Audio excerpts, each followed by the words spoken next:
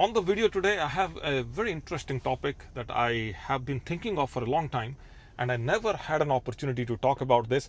I spoke about this in bits and pieces across other videos, but this is very dominant on my mind, and this is about having the confidence to quit. If I have to sum up with one line, the entire video, it's about the confidence to quit. So, people tell us, you might have heard this, that you should never quit. Work hard, do a little bit more, give a little bit more of yourself, but don't quit. Okay.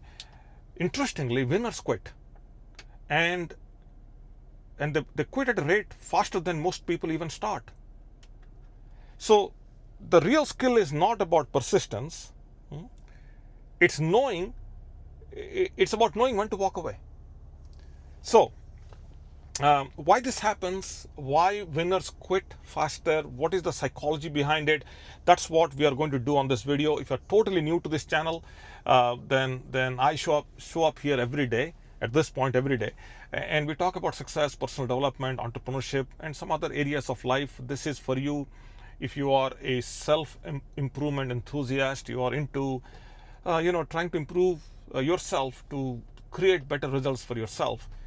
And this is also for you if you are considering on becoming a coach. You're a coach and you're an entrepreneur, you speak, you mentor, then I do create some content within the space also. So it's effectively speaking, if you if you have success in your mind, then this channel is for you. Okay, so that said, culture, okay, the culture plays into this lie of telling us to never quit.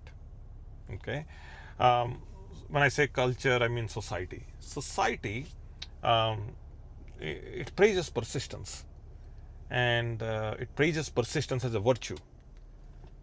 And it does that without understanding the context. So, it's perfection. It's something that everybody should strive for. There's nothing wrong with it, but the problem is, if you're persisting in the wrong direction, then you're compounding failure.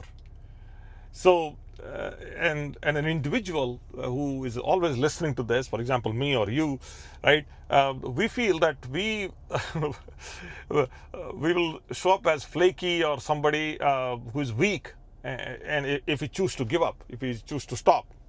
So what we do is, instead of being perceived as flaky and fearful, we hold on to whatever we have for a long amount of time. And when that happens, we're sticking around, and otherwise we should be pivoting.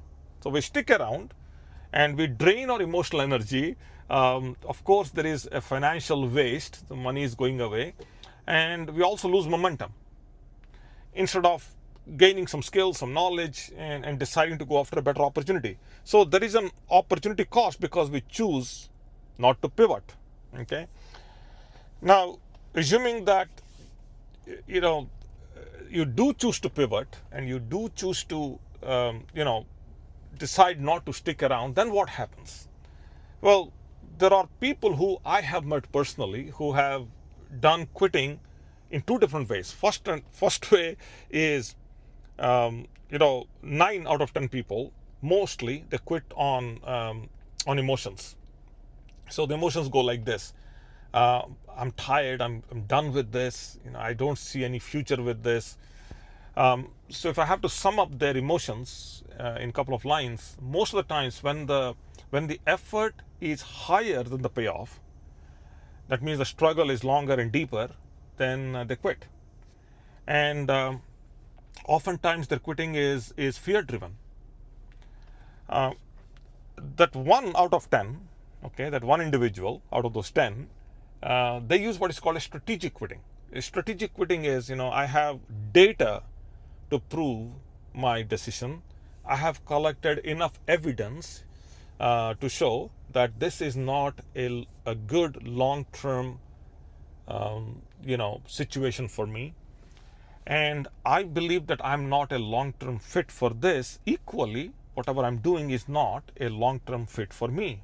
So there is some thinking, there is some data, logic, all that stuff. So two types of people I met.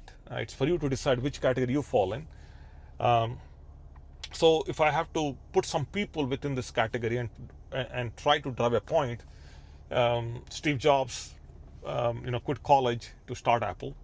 Jeff Bezos, I believe, worked in the Wall Street and quit the Wall Street to start Amazon. And if we go, because this channel is about coaches and mentors and all, one transition you might have seen extensively is when an athlete peaks at their career, then chooses to retire and then wants to become a coach or wants to become a broadcaster or wants to become an entrepreneur or an investor. And we've seen all those transitions. So when you decide strategically to quit, quitting in all these cases, whether it was Steve Jobs or anybody, I mean, I'm just giving an example to drive a point, but quitting created space for exponential growth for all the people. And if you don't succeed after creating that space, then something is wrong. But most of the times when it's strategic, that means there is data on both ends, and in the sense that you have the data and evidence that something is not working, and you also have reasonable amount of data and evidence that something will work for you. So you make the strategic shift, chances are it's going to work out. So if it's not working out, then it's a whole different discussion altogether. Now, every time I talk about this, people ask me, what is a good practical framework through which you can look at into this? Well, the answer is it comes down to only three things when you have to strategically leave. The first and the foremost is misalignment. Okay, you're not excited about where the engagement is going. You are not driven by the mission. If you're working in a corporate structure, your mission, their mission doesn't align. There are values that are misaligned. So misalignment is the first one. That's a trigger right there, or that's the indicator right there. And the second one is stagnation. You got to a point, your growth has flatlined, and there is not much you can do about it, and there is resistance everywhere around. So you can't do. So at that point, you start to question yourself, which you should. Most people do, which is, okay, maybe I'm done here. I need to go. Sometimes things are okay, but then there are better alternatives. Okay, you have a clear and a high potential opportunity, but you start to realize that your current commitments are blocking you, and you need to find a way to leave. And then, okay, you say, okay, you develop the confidence at that point to move. Okay, so where I'm going with this video, or whatever I'm I'm sharing with you here, is quitting. As in many cultures around the world, quitting is considered as failure. But quitting is wisdom, at least according to me. Okay. So what's happening is, if you look at time, energy, and money as a triad, okay,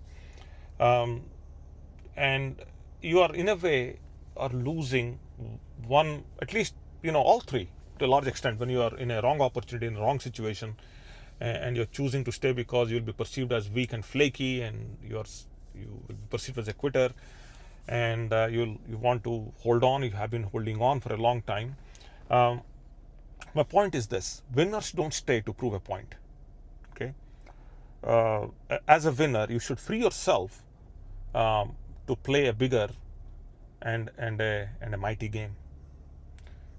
So that should be the pursuit. It should be a bigger game. It should be a mightier game. If you're a winner, you should not stay stuck. Okay. Those are some of my thoughts. Hopefully this is helpful. If it is, let me know. Click that like button so I can reach some more people with this video, with this channel. If you do subscribe, and only subscribe if you found value, but if you do subscribe, then I'm in front of you every day. Maybe we take one topic, one idea, one question from you. Sometimes some questions from my subscribers, sometimes some comments from you. If you leave a comment, that if you do, then I can respond back to you. That way we can communicate. But that's all. That's all. Wherever you are, you be safe, and I'll be with you in less than 24 hours. Okay? You take care. Bye now.